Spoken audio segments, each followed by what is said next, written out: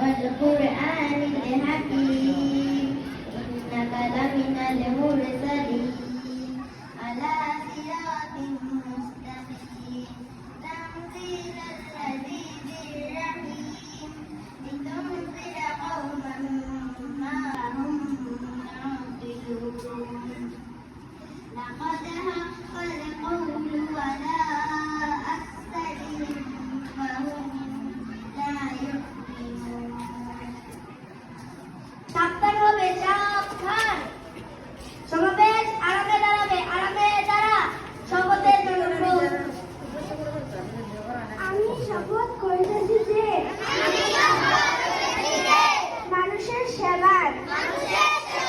নিজেকে নিয়োজিত রাখিব দেশের প্রতি অনুগত থাকিব দেশের একতা অসংহতি বজায় রাখিবার জন্য সর্বদা সচেষ্ট থাকিব। হে মহান সৃষ্টিকর্তা আমাকে শক্তি দিন আমি যেন বাংলাদেশে সেবা করতে পারি এবং বাংলাদেশকে একটি আদর্শ ও শক্তিশালী রাষ্ট্র হিসেবে গড়ে তুলতে পারি।